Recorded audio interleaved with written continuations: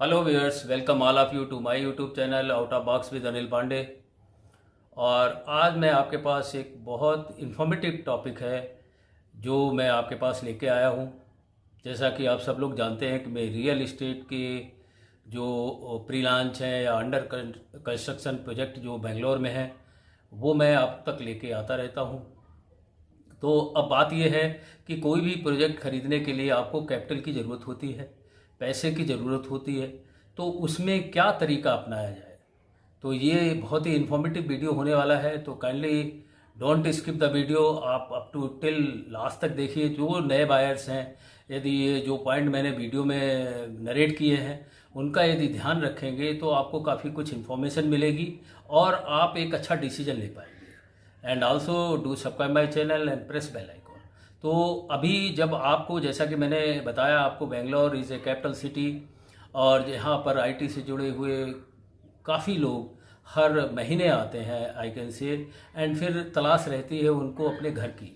शुरुआत में जब उनकी कैपिटल कम होती है, उनका जो बचत कम होती है, तो वो रेंट पे रहते हैं। फिर तो जब चूँकि अभी रेंटल भी हाई राइजिंग हो रहा है, बहुत कास्ट उसकी अप्रिशिएट हो रही है, एंड तो फिर वो सोचते हैं क्यों ना अपना घर किया जाए।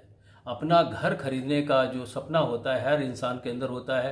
कोई भी एक रेंट के घर में नहीं रहना चाहता, क्योंकि घर एक आपका टोटल प्राइवेसी का सब्जेक्ट है जो हर इंडिविजुअल चाहता है कि अपने ग्रोथ, जो सर्विस की ग्रोथ लाइफ में हम अपना घर ले लें, जिससे कि not only that psychological happiness भी मिलती है, पेरेंटल को, जो पेरेंट होते हैं उनको भी खुशी मिलती है। तो इस तरह वो अपना घर जब बुक करते हैं, चूँकि अभी रियल इस्टेट की जो कीमतें हैं वो not only in Bangalore, all over India escalating like a very fast growth. तो ऐसा है कि अब जो भी एम्प्लॉयर है आईटी से जुड़ा हुआ है, तो उसका इतना तो बचत नहीं हो पाता कि वो पूरा का पूरा, सपोज 2 BHK का भी है, 1.5 CR का जो कीमत है उसको पूरा का पूरा वो उसको डाउन पेमेंट कर पाए। तो नेचुरली है वो अपना डाउन पेमेंट करते हैं, फिर वो जाते हैं बैंक लोन की तरफ। तो यहाँ सबसे बड़ा जो इन्फॉर्मेशन जो मैं देने वाला हूँ रिगार्डिंग दैट, कि जब वो जाते हैं बैंक लोन की तरफ तो उनका सिविल स्कोर देख के आपको बैंक लोन दे देती है।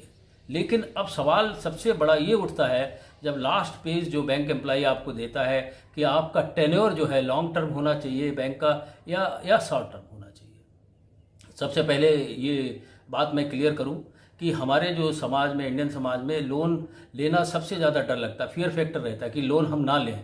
कोई भी चीज़ जो है लोन साइकोलॉजिकली एक इफेक्ट डालती है कि हम लोन ना लें। लेकिन अब चूंकि कीमत इतनी बड़ी हुई है, जैसा कि मैंने शुरू में बताया 1.5 CR का प्रोजेक्ट है कोई, तो आपको डाउन पेमेंट आपने कर दिया, suppose 20%, 30 lakh you down payment, तो रेस्ट अमाउंट जो है आपको 1 करोड़ 20 लाख जो है आपको बैंक लोन लेना है। चूँकि इतना बड़ा अमाउंट है और ये प्रोफेशन, कोई भी प्रोफेशन अनफोर्सीन हो सकते हैं, और इसकी तो उस कंडीशन में आपको शॉर्ट टर्म में जाना चाहिए या लॉन्ग टर्म में जाना चाहिए। तो ये उस सब्जेक्ट को रिलेटेड ये वीडियो मैंने बताया, काफ़ी कुछ इसमें चीज़ें क्लियर होंगी।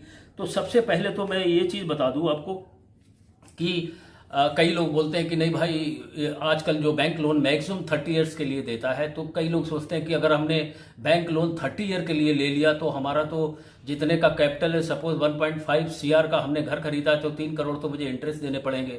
If you calculate somewhere approximately, so मैं 3 करोड़ रुपए में 4.5 करोड़ रुपए मैं 1.5 CR के घर का दूँ। If I take, no, I will not go for individual thing than कि शॉर्टर टर्म लोन ठीक है।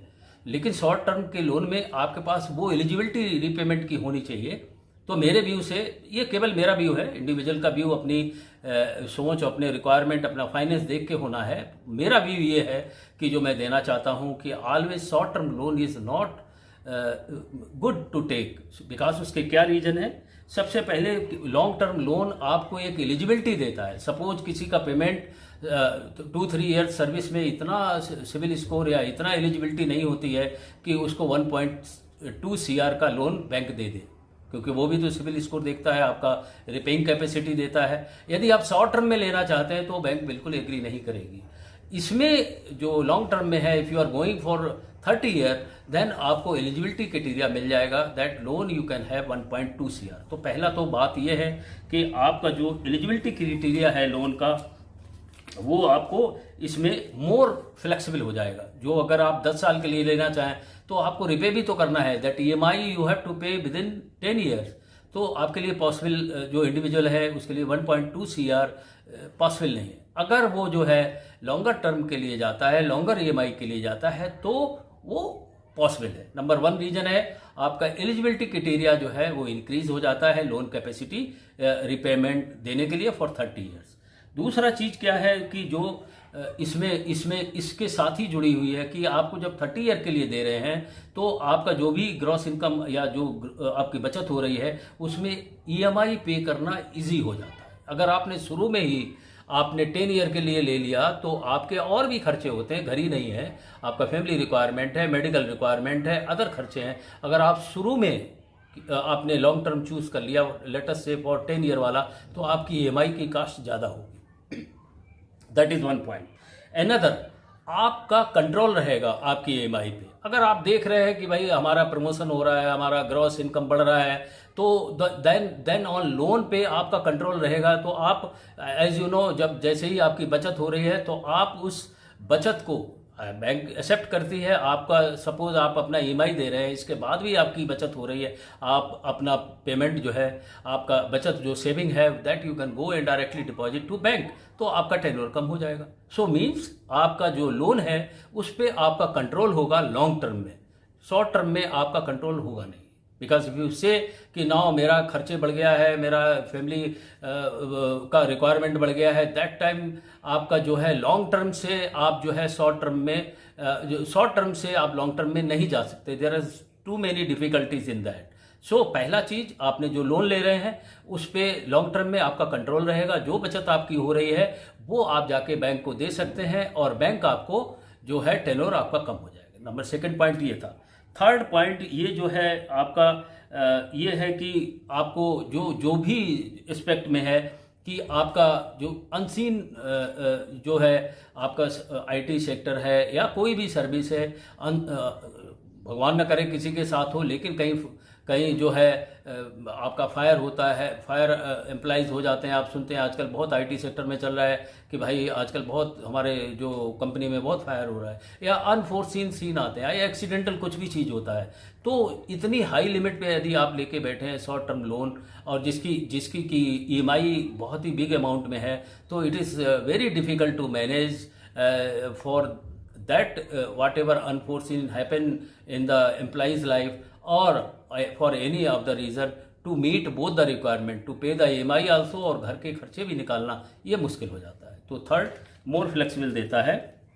फोर्थ है लॉन्ग टर्म, जो अगर आप दे रहे हैं, अगर सपोज आपने घर ही लेना है रहने के लिए, तो उसमें बहुत आपकी ड्यूल बचत है ना। आपका इनकम जो हाउस टैक्स है उसमें भी टैक्स सेविंग हो रही है आपकी। तो आप क्यों उस घर को, यदि आपने लॉन्ग टर्म लिया है और आप खुद ही रह रहे हैं, आपने अपने रहने के लिए लिया है, तो वो आपको एक ये फेवर देता है कि आपका एक तो टैक्स सेविंग हो रही है।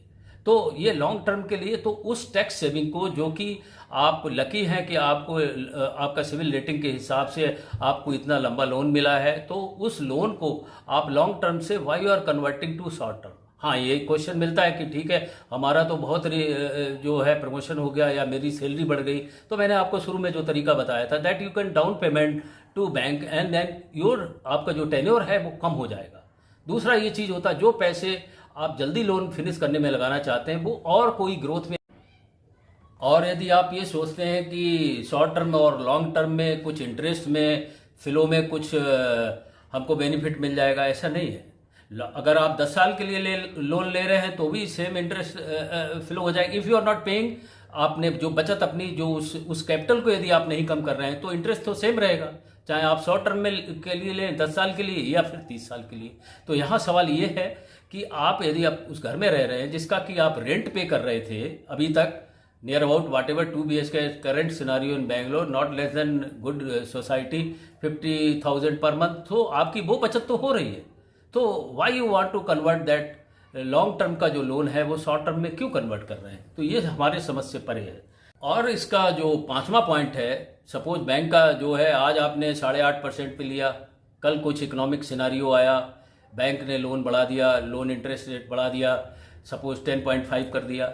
यदि आप ऑलरेडी पहले हायर ईएमआई दे रहे थे शॉर्ट टर्म में for let's say for 10 year, तो आप फिर उससे भी ज़्यादा ईएमआई देंगे, तो आपके पास कोई कुशन नहीं है, वहाँ पर कोई कुशन आपके पास उस पैकेज में नहीं है। वेयर एज यदि आप लॉन्ग टर्म लोन लेते हैं तो आपका 30 साल के लिए लोन है। अगर फॉर इंस्टेंट अगर 8.5 से अगर rate of interest of home loan jump किया 10.5, तो फिर भी आपका वो जो ईएमआई है उसकी उसकी उसकी जो स्टेज इतनी नहीं बढ़ेगी जो कि शॉर्ट टर्म में बढ़ जाएगी। तो ये कुशन का काम करती है। और 6 पॉइंट ये है कि जो लोग जिनका कि इतना हर एक का पैकेज उतना ज़्यादा अच्छा नहीं होता है, कई लोगों का पैकेज शुरुआत के इन्वेस्टर्स जो भी हैं शुरू में उनका पैकेज कम रहता है, तो जो कम पैकेज वाले हैं उनको शॉर्टर टर्म के लिए इतना बड़ा अमाउंट कौन दे देगा, तो एलिजिबिलिटी ऑप्शन नहीं है। और जबकि आप अगर लॉन्ग टर्म के लिए जा रहे हैं तो आपको एक eligibility option for higher amount of loan मिल सकता है। तो ये बोथ वे हेल्प करता है, बिकॉज ऐसा तो नहीं है कि जिस पैकेज पे आप अभी हैं वो पैकेज 20 साल के बाद होगा, वो पैकेज उससे मल्टीपल फोल्ड में बढ़ेगा। तो शुरुआती तरीके जैसे मैंने बताया, जैसे जैसे आपकी यदि आप करना चाहते हैं तो जैसे जैसे आपकी सेविंग होती है, you deposit to bank will happily accept it and then your loan tenure will कम। लेकिन अगर आपकी शुरू में ही आपने इतना लंबा और इतना बड़ा शॉर्ट टर्म के लिए लोन ले लिया और उसमें कोई भी इवेंचुअलिटी हुई तो you can not meet the requirement. So this is my view on this 6 point. और 7th पॉइंट में जैसा कि आपको बता रहा था कि यदि आप अच्छे से मॉनिटर करते हैं, फंड आपका जो भी है अच्छे से लॉन्ग टर्म में मॉनिटर करते हैं, जो मैंने कुछ आपको चीज़ें बताई, आपने टाइमली जो भी आपकी सेविंग हो जा रही है after your family expenditure, and अगर आप बैंक में दे रहे हैं और अपना लोन टेन्योर कम करा रहे हैं, तो जो आपको फंड का जो एसेट मिला है, क्योंकि क्या है कि आपने एक पे तो लोन ले लिया, यदि उसी में आप अपर लिमिट में बैठे हैं तो आपको सेकंड दूसरा लोन नहीं मिलेगा, है ना। तो आपके पास यदि 30 ईयर के लिए है, यदि आप उसको कम करते आए तो you can for any of the property investment, for any of other thing, if you want to take the loan from the bank, they will happily give you, because आपका लॉन्ग टर्म का है और आपके पास जो पैसा और भी मिलता है, so growth opportunity in long term loan, आपके जो पैसे मिल रहे हैं वो जो बैंक से आपको एलिजिबल है द लोन अमाउंट, वो लॉन्ग टर्म में ज़्यादा एलिजिबिलिटी आपको सेकंड बैंक लोन लेने के लिए मिल जाएगी। यदि आप कोई इन्वेस्टमेंट करना चाहते हैं तो वो इसमें फ़ायदा करेगा। Well plan your retirement and other expenditure, education expenditure of your children.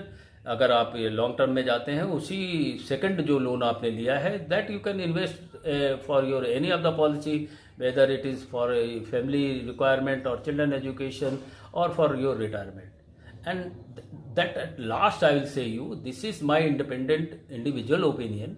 हर एक का रिक्वायरमेंट और ज़रूरतें अलग होती हैं।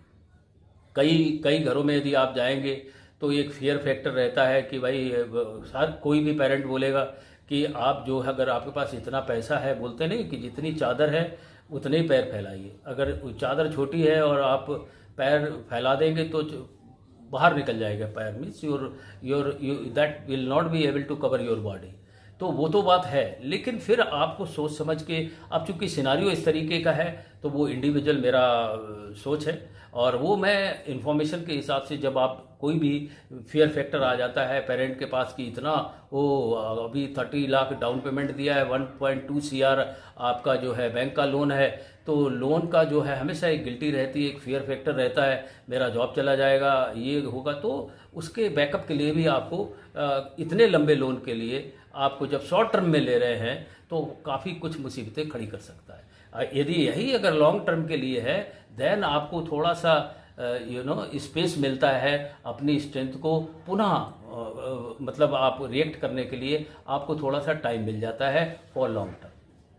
तो लोन होता है, आपको जितनी जल्दी आप फिनिश करेंगे तो उसका फ़ायदा। तो फिनिश करने का तरीका है कि आप अपना शुरुआत में आप कोई भी, यदि आप शॉर्ट टर्म में भी फिनिश करना चाहते हैं, वेरी गुड, आपके सेविंग पे है, इंटरेस्ट आपका कम हो जाएगी। If you don't want to pay the interest, ठीक है, आप तो ये सोच बना के रखिए कि ठीक है मैं इसको जल्दी फिनिश करूंगा। लेकिन जब आप अप्लाई करें तो हमेशा लॉन्ग टर्म के लिए करें, which is for 30 year. So because long term से शॉर्ट टर्म का आना आपके हाथ में है। बट शॉर्ट टर्म से long term you cannot go, sudden expenditure will arise, तो वहाँ पर आपके पास फ्लेक्सिबिलिटी नहीं रहेगी, कंट्रोल नहीं रहेगा। तो in my opinion, soul my opinion, कि आपको जब भी, और वास्तविकता भी है कि कोई भी इतनी बड़ी प्रॉपर्टी यंगस्टर एज में अगर सोचे कि मेरे को लेना है, वेल एंड गुड, आप अपना 20% डाउन पेमेंट करके लीजिए और लॉन्ग टर्म के लिए अप्लाई करिए, not to for short term. यदि आपके पास पैसा बच रहा है तो आप बैंक में जमा करिए और वो अमाउंट टेन्योर कम हो जाएगा। सो this is my thinking. So I thought कि जो भी बायर्स घर खरीदने के इच्छुक हैं वो इस वीडियो को, इस पॉइंट को जरूर ऑब्जर्व करें, और हर इंडिविजुअल अपनी ज़रूरत के हिसाब से डिसीजन लेता है। So you are also free to take decision as per you, but vital point जो वीडियो के हैं वो मैंने अपने बायर्स के तक पहुंचाने की कोशिश की है। So buyers, how you like my this video, let me know through comment box, and also do subscribe my channel. Till next video, everybody bye.